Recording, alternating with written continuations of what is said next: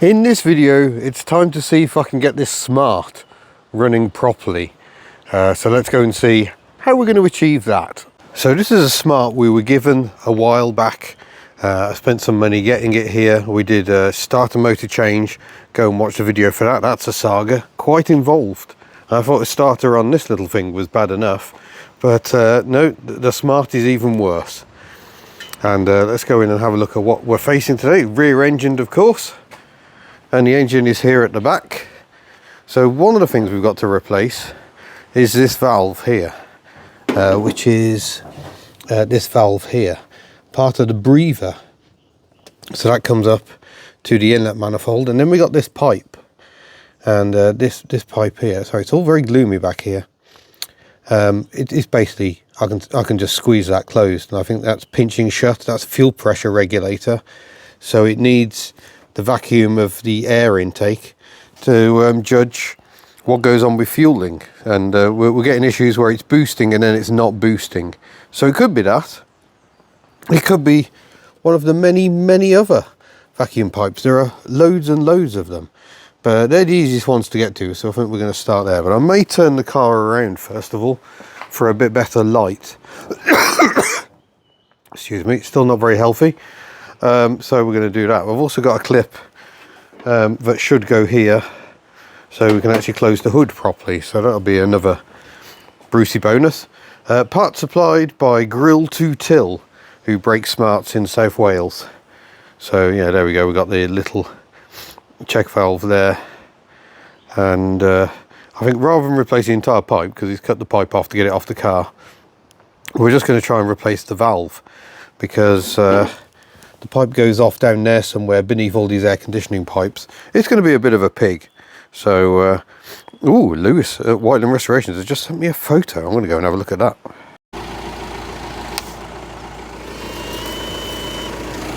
Well, that's the clip fitted. They just push in, which is how they can quite often fall out. So if I bring this down, oh, not quite.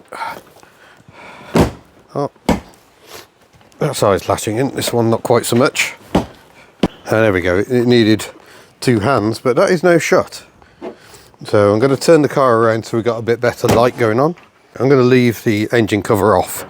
Move my bit of wood, don't need that. And, oh, I've locked the car. There we go. It's all the highest possible quality, folks, in here. So start the engine.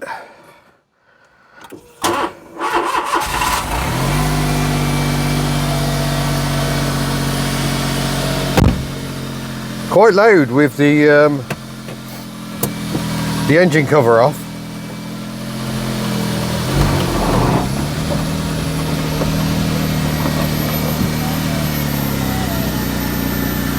Into reverse. Hello, Ellie. Mild choking. I'll pass this into first.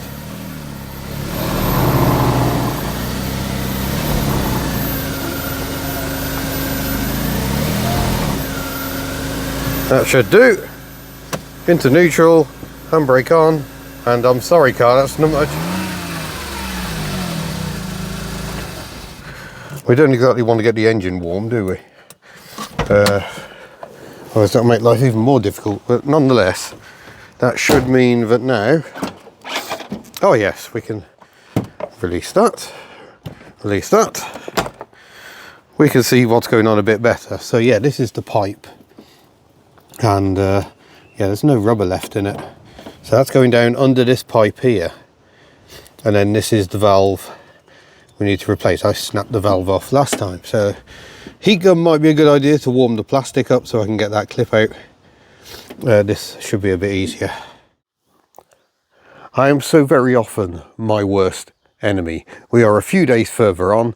I've actually remembered to bring the vacuum pipe, which we entirely lost at home, and I fitted it. Let's have a look.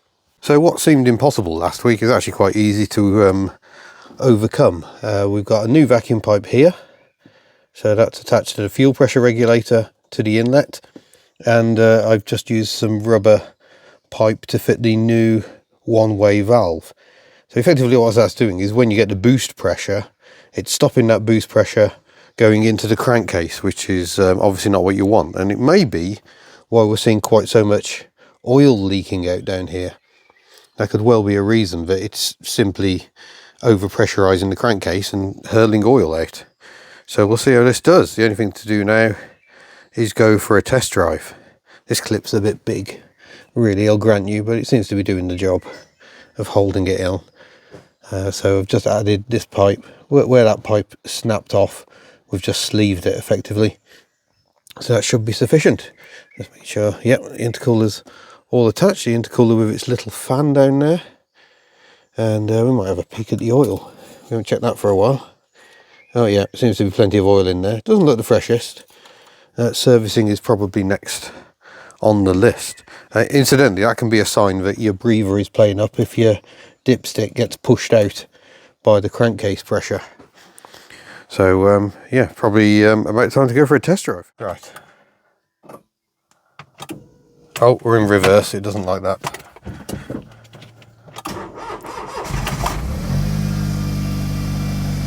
There we go. So far so good.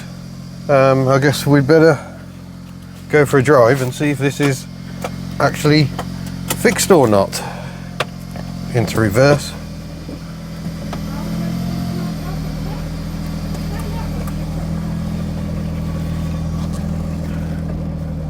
I'll miss having up recording some short format as I come out. Let's go and find out.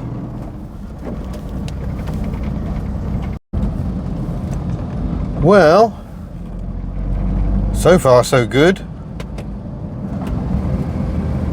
Down into second. Check for sight lines.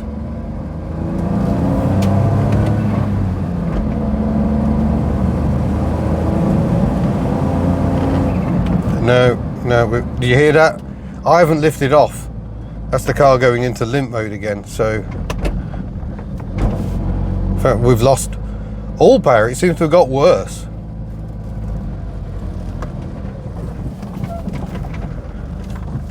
So we shall turn her off and on again.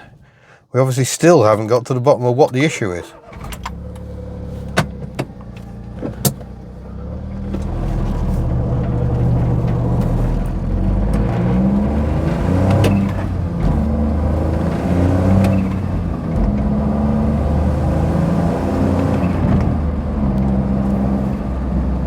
Now it's boosting fine.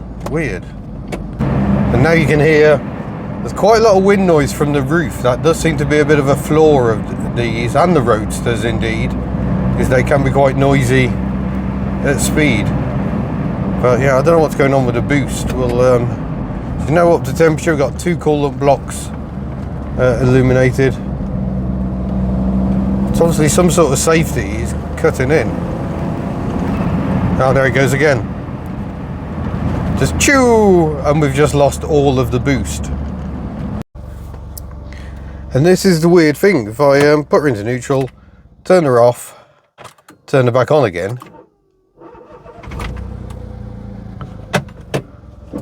we then get the boost back.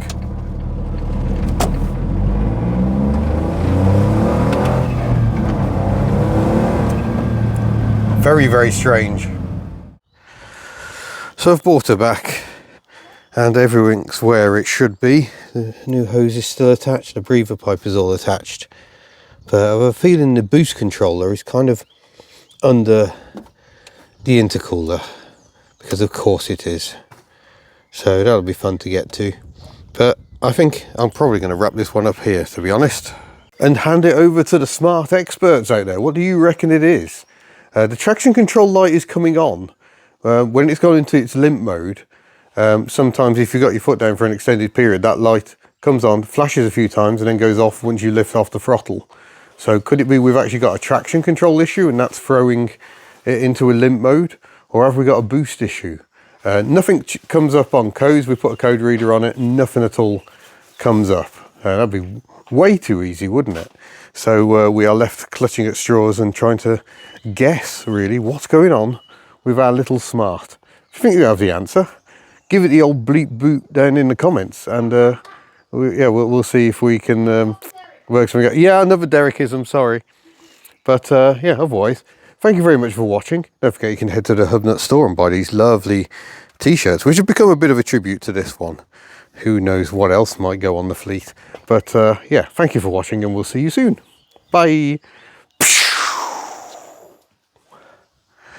I mean, it is cute, isn't it?